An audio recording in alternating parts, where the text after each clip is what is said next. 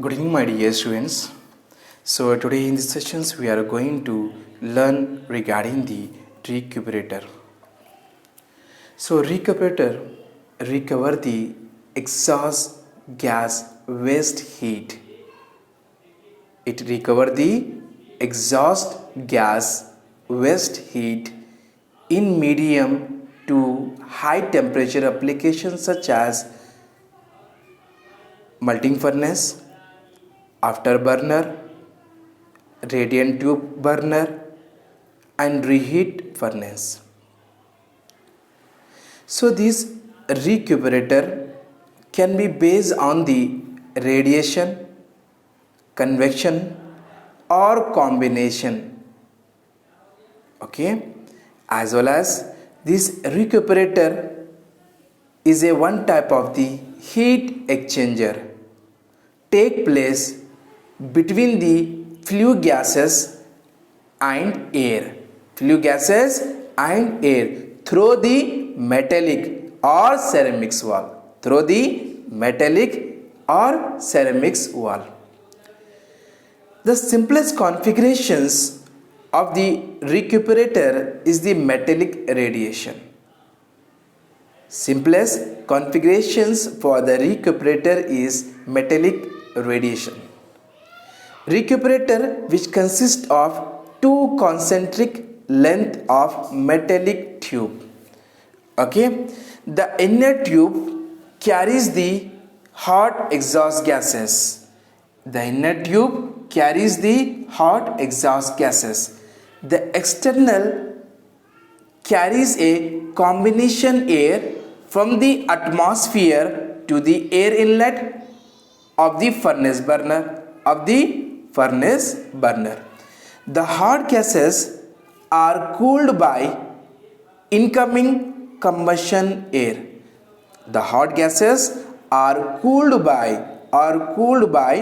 Incoming combustion air.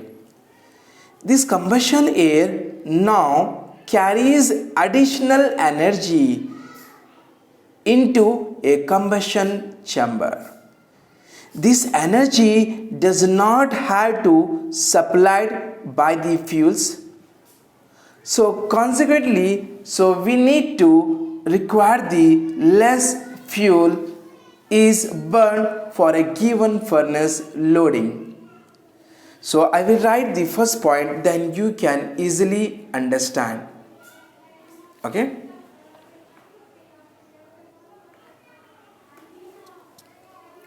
It is visible. Okay. I will represent the first point.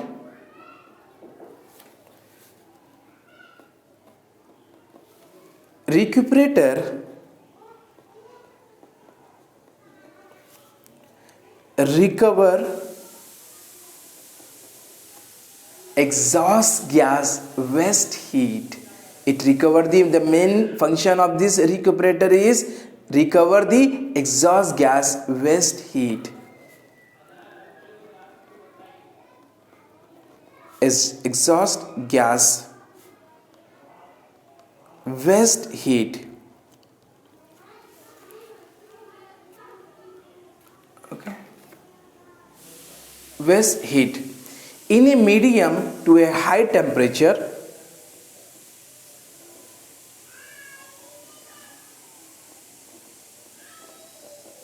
In a medium to a high temperature,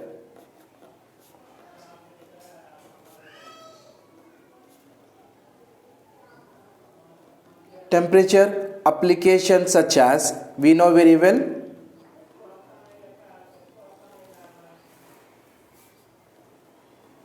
such as we are using in melting furnace,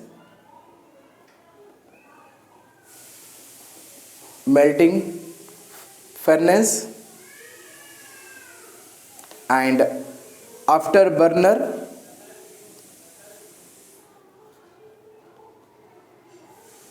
as well as radiant tube burner,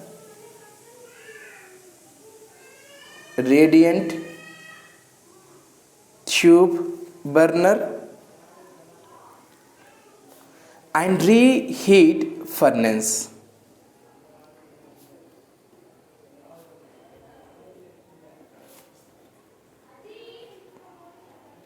Okay, so we understood that the recuperator recover the exhaust gas waste heat.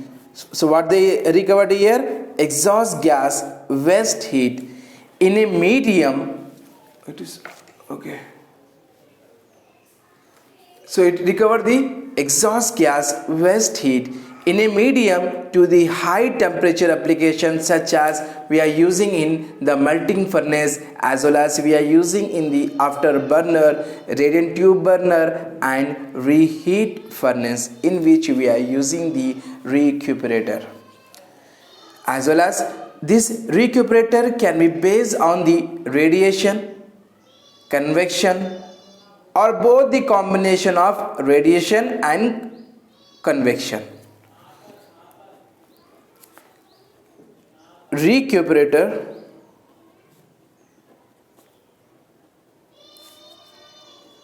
can be based on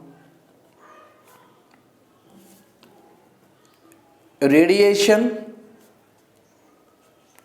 convection, or combination of the radiation and convection. Radiation, convection. So already we studied regarding the radiation and convection, or combination of radiation and convection, or combination. Is it right?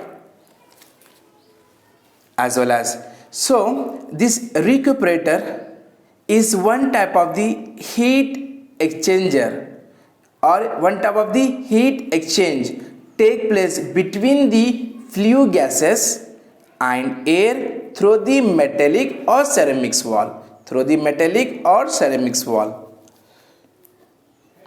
So the recuperator is the one type of the heat exchange take place, or heat exchange take place between the flue gases,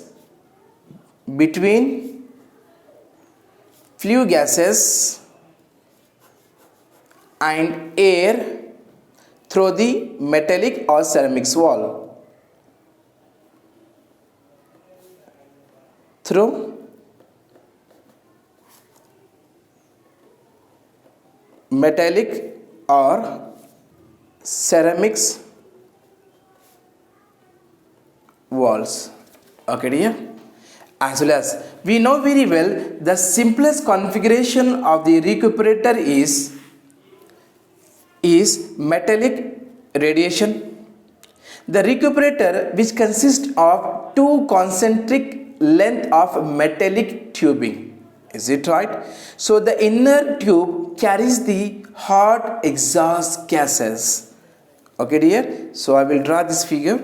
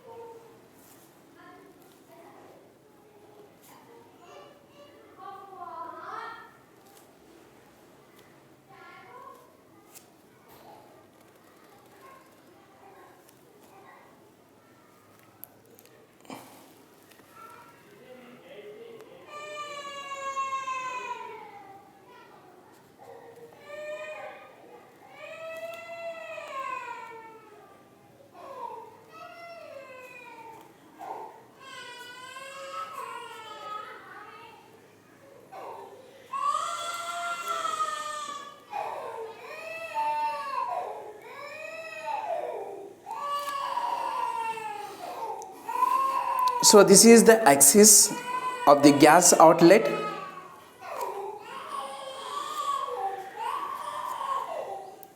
This is the axis of the gas outlet.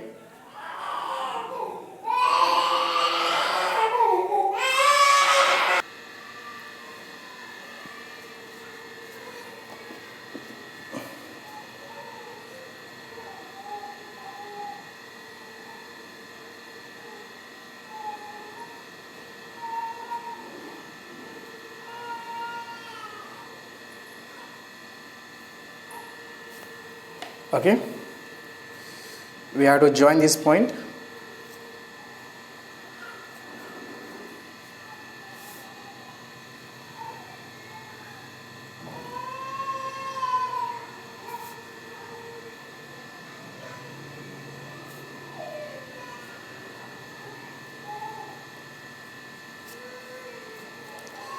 So like this.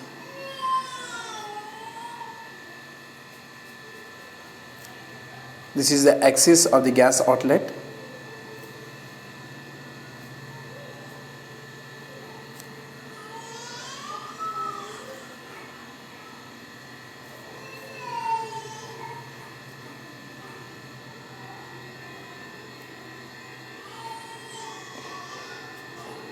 This is the inlet.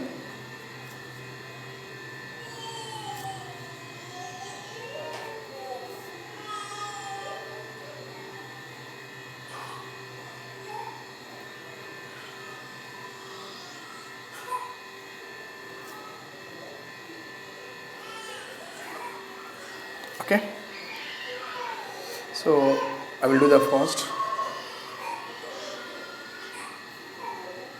Here the air inlet system. This is the air inlet, and this one is the air outlet. This is air outlet. This is a gas outlet, and this is the gas in. Okay, here this is a gas inlet portion.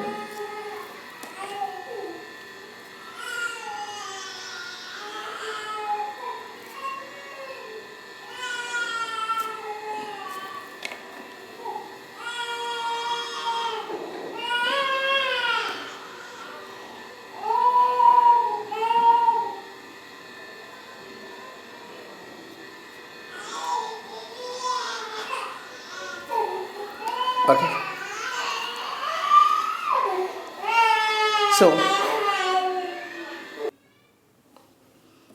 so we know very well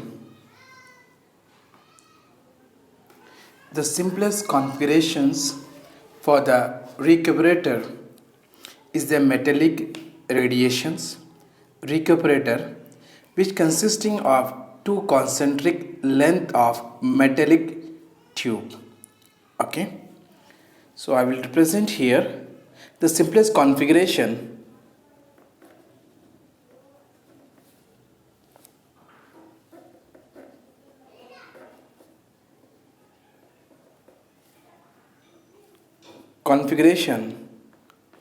For a recuperator is the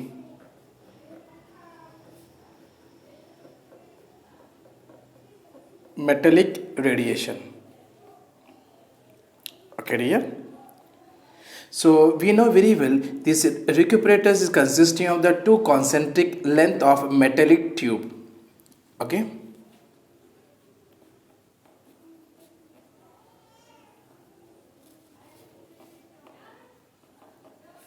which consist of two concentric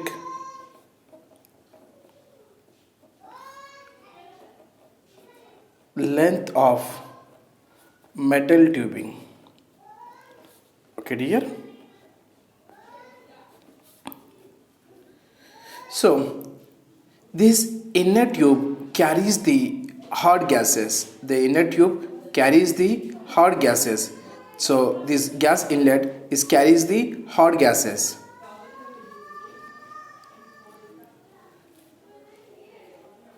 The inner tube carries the hot exhaust gas. Okay, so the external annulus carries the combustion air from the atmosphere to the air inlet of the furnace burner. So we know very well this external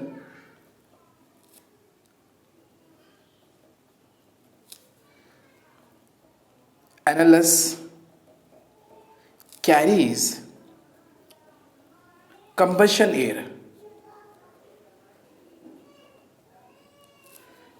air from the atmosphere from the atmosphere to the air inlet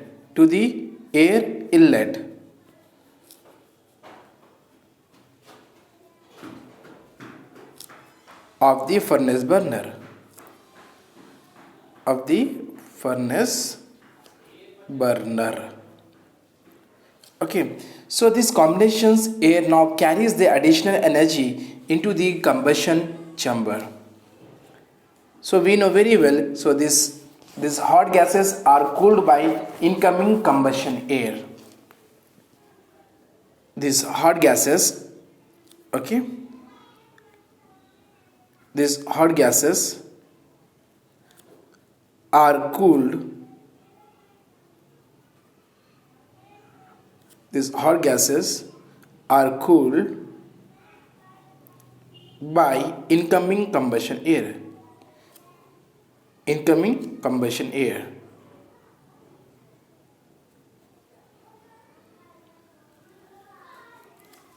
Okay, it's visible.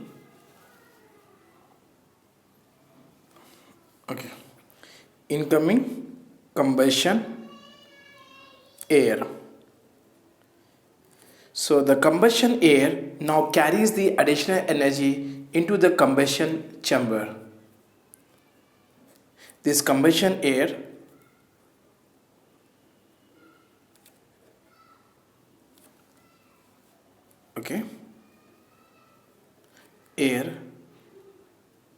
now carries additional energy into the combustion chamber.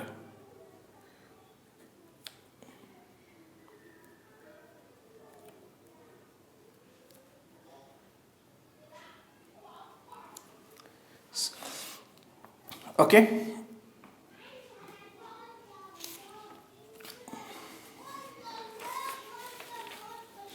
and so this energy does not have to supply by the fuels. Consequently, less fuel is burned for the given furnace loading.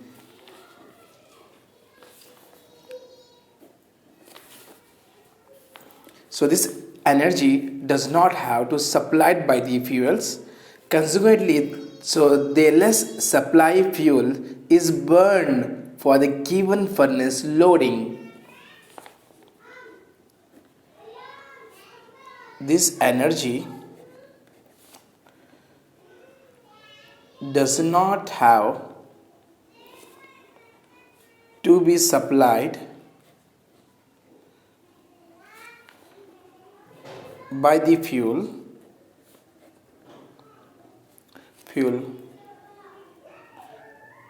Consequently, less fuel is burned for a given furnace loading. For a given furnace loading.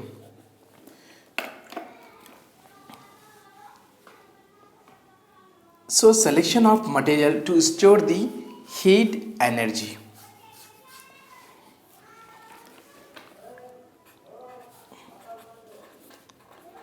Selection of a material to to store heat energy.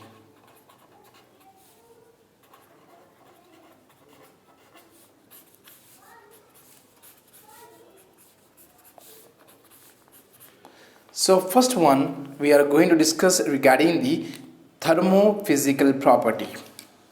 Okay, first one we are going to learn regarding thermophysical properties.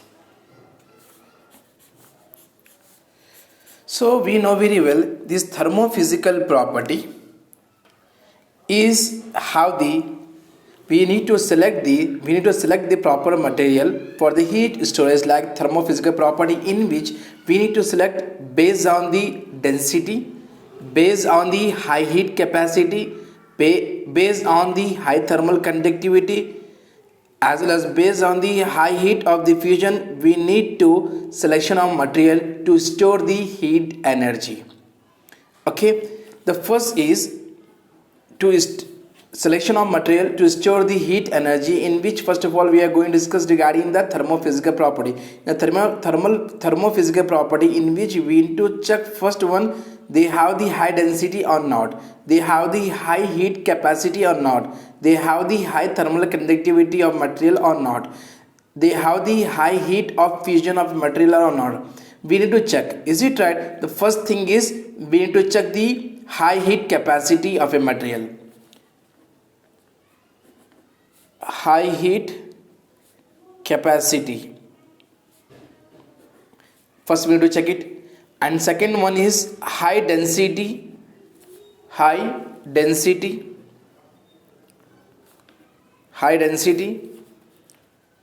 and third one is we need to check as the high heat of fusion,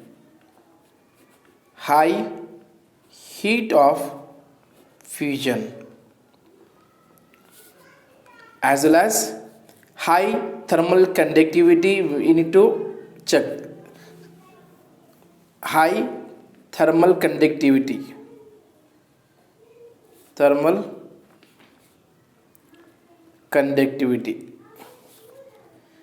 as well as check the desirable melting point,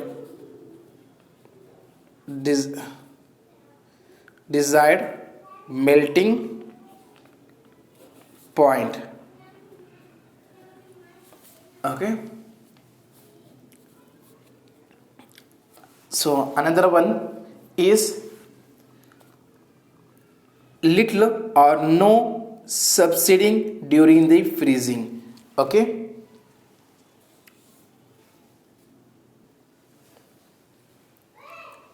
little or no subcooling during freezing, okay dear. Another one is the small volume change during the phase transition. Small volume change during phase transition. And again we need to check the desirable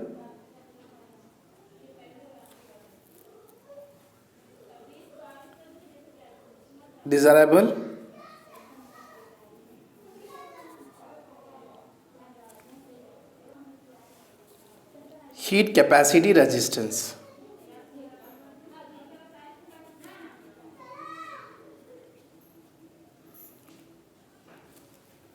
Okay, so in a thermophysical property we need to check the first property, the material should have the high heat capacity. Again, second one is the material should have the high density, and they should have the high heat of fusions, and they have the high thermal conductivity of a material. In a thermophysical property we check the desired melting point or not of a metal, the lit or no subcooling during the freezing, and the small volume change during the phase transition, as well as the desired heat capacity resistance. We need to check in the thermophysical property, as well as in the chemical property, in which we need to check regarding the, so material should have the low corrosive potential or not. Okay.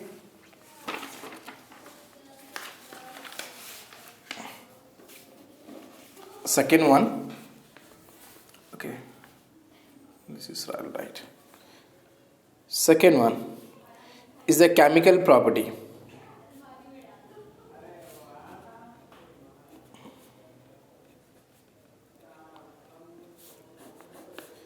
So in the chemical property, we need to check, the first thing is the material should have non-explosive mixture and non-toxic and low corrosion potential, long-term chemical stability with the no chemical decompositions, as well as compatible with the material of constitutions.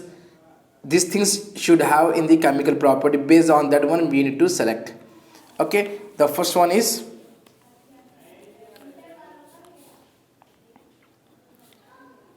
non-toxic.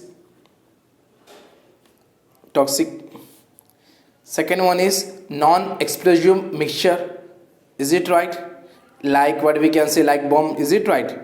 Non-explosive mixture and low corrosion potential. Low corrosion potential, as well as compatible with material of constitutions. Compatible with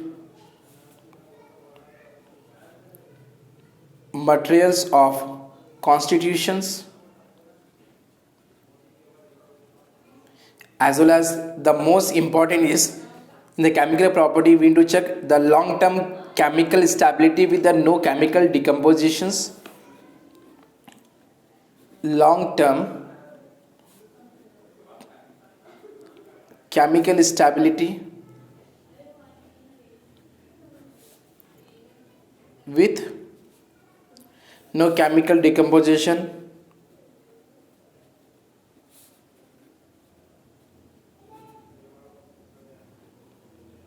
Is it right? This is a chemical property of a material. And third one is economic property.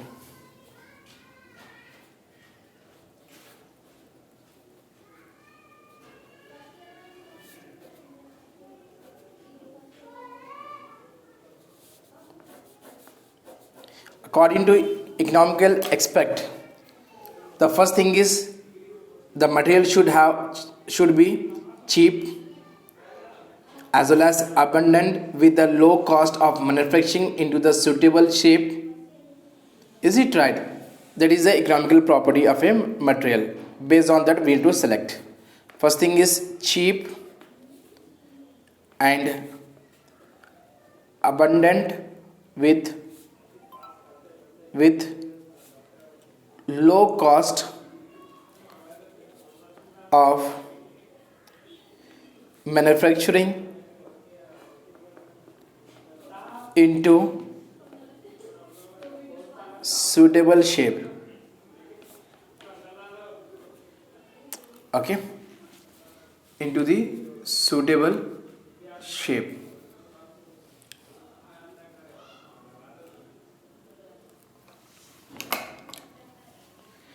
And fourth one is the mechanical property.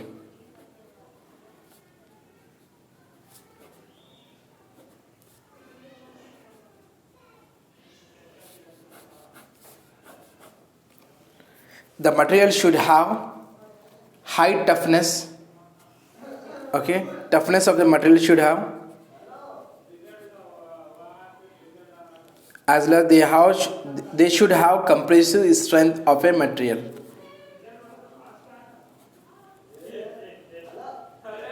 Compressive strength of a material.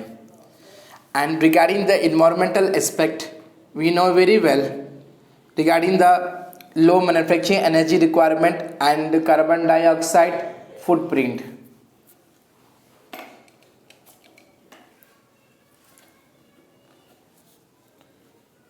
Environmental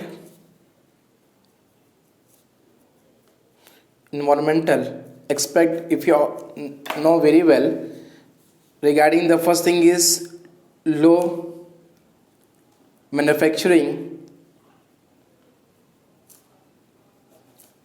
energy requirement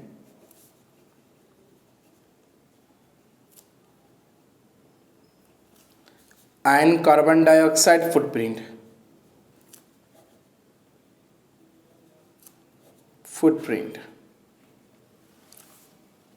Okay, dear. So in the next class we are going to learn regarding the concept of power, as well as we are going to learn regarding the modes of mechanical energy transport. Okay, dear. I hope so no one is having the doubt regarding this section. If you have the small doubt regarding this section, please write down in the comment box and don't forget to subscribe my channel. Thank you.